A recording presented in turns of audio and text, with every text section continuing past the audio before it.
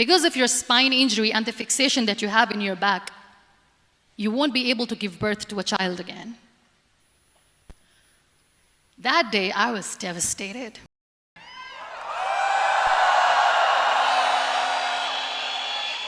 Whoa, I'm running short of words right now, but I cannot afford this because I have to speak.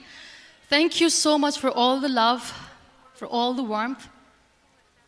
Thank you for accepting me. Thank you very much.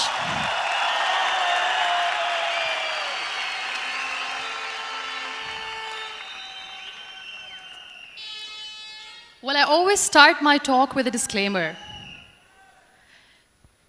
And that disclaimer is that I've never claimed to be a motivational speaker. Yes, I do speak, but I feel more like a storyteller because wherever I go, I share a story with everyone. Well, it is a story of a woman whose perfectly imperfect life made her who and what she is today. It's the story of a woman who, in pursuit of her dreams and aspirations, made other people realize that if you think that your life is hard and you're giving up on that because you think your life is unfair, think again. Because when you think that way, you are being unfair to your own self. It's the story of a woman who made people realize that sometimes problems are not too big. We are too small because we cannot handle them.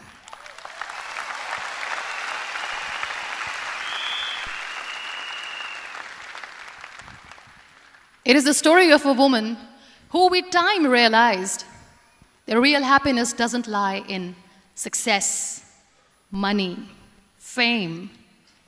It lies within. Real happiness lies in gratitude. So I am here, and I'm going to share the story of that woman. That is my story. The story of gratitude.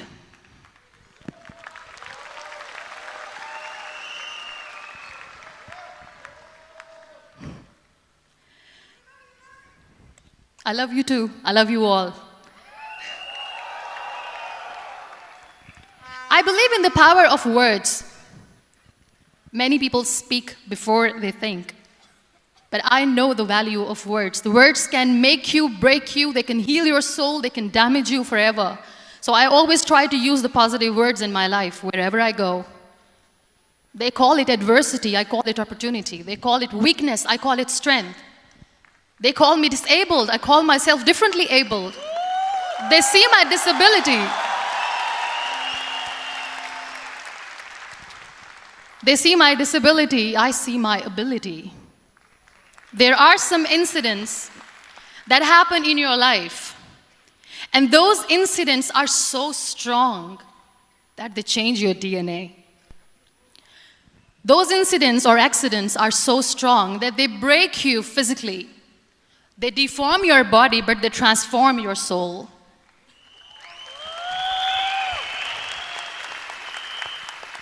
Those incidents break you, deform you, but they mold you into the best version of you. And the same thing happened to me. And I'm going to share what exactly happened to me. I was 18 years old when I got married. And this thing I'm sharing for the very first time on an international level. I was 18 years old when I got married. I belonged to a very conservative family, a Baloch family, where good daughters never say no to their parents. My father wanted me to get married, and all I said was, if that makes you happy, I'll say yes. And of course, it was never a happy marriage. Just about after 2 years of getting married, about 9 years ago, I met a car accident. Somehow my husband fell asleep and the car fell in the ditch. He managed to jump out, saved himself. I'm happy for him. But I stayed inside the car and I sustained a lot of injuries. The list is a bit long. Don't get scared. I'm perfectly fine now. Radius ulna of my right arm were fractured. The wrist was fractured. Shoulder bone and collarbone were fractured. My whole rib cage got fractured. And because of the rib cage injury, lungs and liver were badly injured. I couldn't breathe. I lost urinary bowel control. That's why I have to wear the bag wherever I go. But that injury that changed me and my life completely as a person and my perception towards living my life was the spine injury. 3 vertebrae of my backbone were completely crushed, and I got paralyzed for the rest of my life. So this accident took place in a far-flung area in the outskirts of a very small province, Balochistan, where there was no first aid, no hospital, no ambulance. I was in the middle of nowhere in that toppled car. Many people came to rescue. They gave me CPR. They dragged me out of the car. And while they were dragging me out, I got the complete transection of my spinal cord. And now there was this debate going on. Should we keep it here? She's going to die. Where should we go? There is no ambulance. There was this 4-wheeler Jeep standing in the corner of the street. They said, put her in the back of the Jeep and take her to the hospital, which is 3 hours away from this place. And I still remember that bumpy ride. I was all broken. They threw me at the back of the Jeep and they rushed me to the hospital. That is where I realized that my half body was fractured and half was paralyzed. I finally ended up in a hospital where I stayed for 2.5 months. I underwent multiple surgeries. Doctors have put a lot of titanium in my arm. There's a lot of titanium at my back to fix my back. That's why people in Pakistan call me the Iron Lady of Pakistan.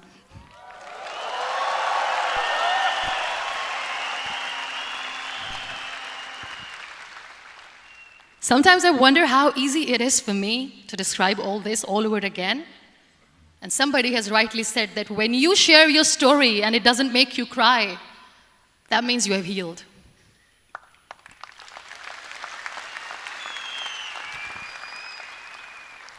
Those 2.5 months in the hospital were dreadful. I will not make up stories just to inspire you. I was at the verge of despair. One day, doctor came to me and he said, well, I heard that you wanted to be an artist, but you ended up being a housewife. I have a bad news for you. You won't be able to paint again because your wrist and your arm are so deformed, you won't be able to hold a pen again. And I stayed quiet. Next day, doctor came to me and said, your spine injury is so bad, you won't be able to walk again. I took a deep breath and I said, it's all right. The very next day, doctor came to me and said, because of your spine injury and the fixation that you have in your back, you won't be able to give birth to a child again. That day, I was devastated. I still remember, I asked my mother, why me? And that is where I started to question my existence. Why am I even alive? What's the point of living? I cannot walk, I cannot paint, fine, I cannot be a mother. And we have this thing in our heads, being women, that we are incomplete without having children. I am going to be an incomplete woman for the rest of my life. What's the point? People are scared. They think I will get divorced. What is going to happen to me? Why me? Why am I alive? We all try to chase this tunnel. We all do this because we see light in the end of the tunnel, which keeps us going. My dear friends, in my situation, there was a tunnel that I had to roll on, but there was no light. And that is where I realized that the words have the power to heal the soul. My mother said to me, this too shall pass. God has a greater plan for you. I don't know what it is, but He surely has.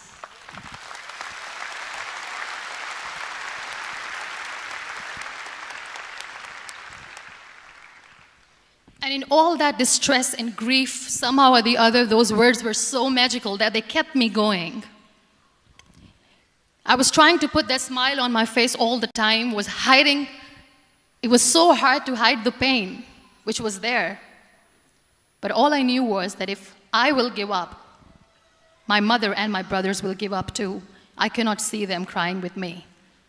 So what kept me going was, one day I asked my brothers, I know I have a deformed hand, but I'm tired of looking at these white walls in the hospital and wearing these white scrubs. I'm getting tired of this. I want to add more colors to my life. I want to do something. Bring me some colors. Bring me some small canvas. I want to paint. So the very first painting I made was on my deathbed, where I painted for the very first time. It was not just an art piece or just my passion. It was my therapy. What an amazing therapy it was. Without uttering a single word, I could paint my heart out. I could share my story. People used to come and say, what lovely painting, so much color. Nobody could see the grief in it. Only I could. So that's how I spent 2.5 months in my hospital, crying, never complaining or whining, but painting. And then I was discharged, and I went back home. And I went back home, and I realized that I have developed a lot of pressure ulcers on my back and on my hip bone. I was unable to sit. There were a lot of infections in my body, a lot of allergies. So doctors wanted me to lie down on the bed straight for not 6 months, for not 1 year, for 2 years. I was bedridden, confined in that one room, looking outside the window, listening to the birds chirping, and thinking maybe there will be a time when we'll be going out with the family and enjoying the nature. That was the time where I realized how lucky people are, but they don't realize. That is the time where I realized that the day I'm going to sit, I'm going to share this pain with everyone to make them realize how blessed they are, and they don't even consider them lucky. There are always turning points in your life.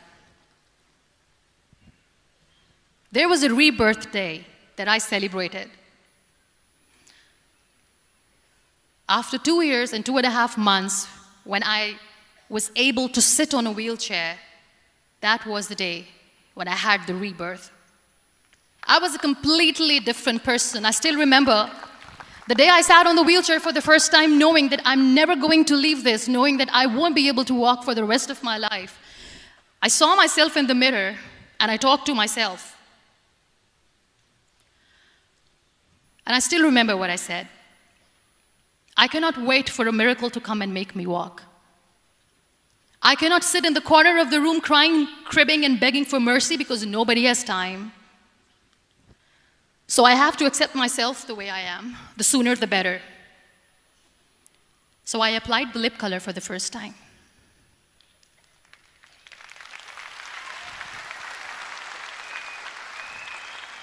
And I erased it. And I cried. And I said, what am I doing? A person on a wheelchair should not do this. What will people say? Clean it up. I put it again. This time I put it for myself. Because I wanted to feel perfect from within.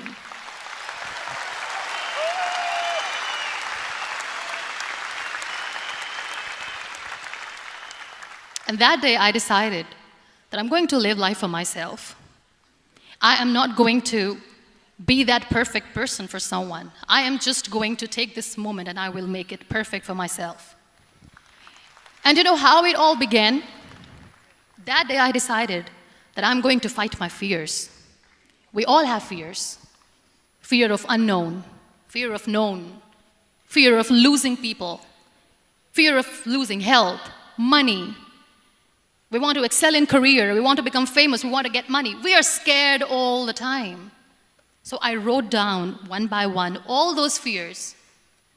And I decided that I'm going to overcome these fears one at a time. You know what was my biggest fear? Divorce. I couldn't stand this word.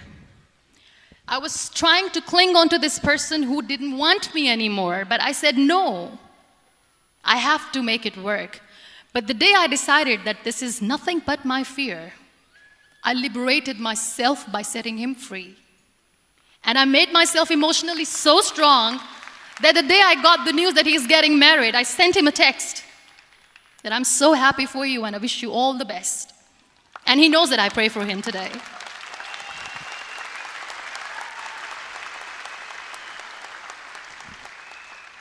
My biggest fear, number 2, was I won't be able to be a mother again.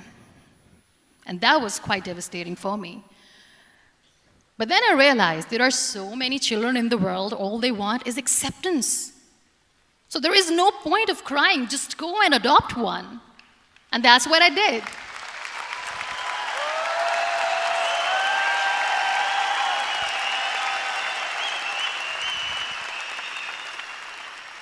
I gave my name in different organizations, different orphanages. I didn't mention that I'm on a wheelchair, dying to have a child. So I just told them that this is Muniba Mazari and she wants to adopt a boy or girl, whatsoever, but I want to adopt a kid. And I waited patiently. 2 years later, I got this call from a very small city in Pakistan. I got a call and they said, are you Muniba Mazari? There is a baby boy and would you like to adopt? And when I say yes, I could literally feel the labor pain. I said, yes, yes, I am going to adopt him. I am coming to take him home.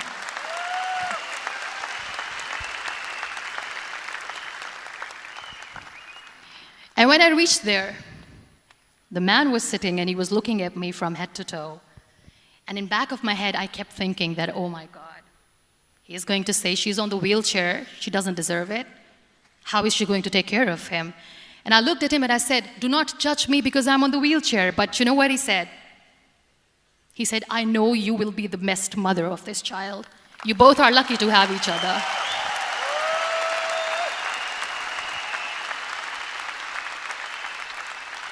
And that day, that was 2 days old, and today he's 6.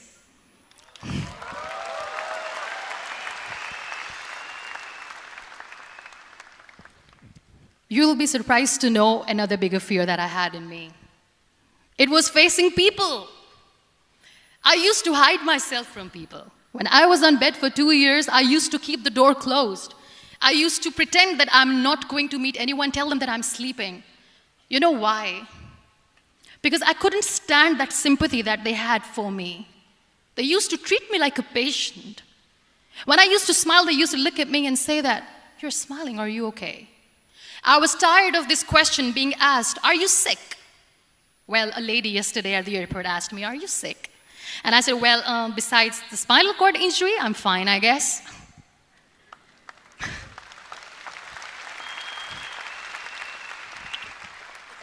But those are really cute questions. They never used to feel cute when I was on the bed. So I used to hide myself from people, knowing that, oh my God, I'm not going to see that sympathy in their eyes. It's all right. And today I'm here speaking to all these amazing people because I have overcome the fear.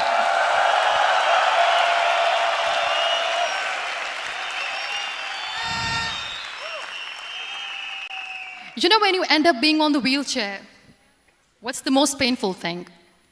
That's another fear that people on the wheelchair or the people who are differently abled have in their hearts, but they never share. I'll share that with you. The lack of acceptance. People think that they will not be accepted by the people because we, in the world of perfect people, are imperfects. So I decided that instead of starting an NGO for disability awareness, which I know will not help anyone, I started to appear more in public. I started to paint. I always wanted to. I have done a lot of exhibitions. I'm Pakistan's first wheelchair-bound artist. I have done a lot of modeling campaigns, different campaigns for brands like Tony and Guy.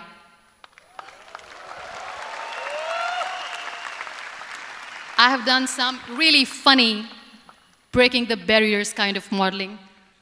There was this one by the name Clown Town where I became a clown because I know that clowns have hearts too. And then I also decided that if I really want to make the difference, I am not going to let people use me for their polio campaigns where they will make you a victim and an emblem of misery and mercy and will say that, you know what, give polio drops to your children or they'll become like this girl. I decided that I'm going to join the national TV of Pakistan as an anchor person.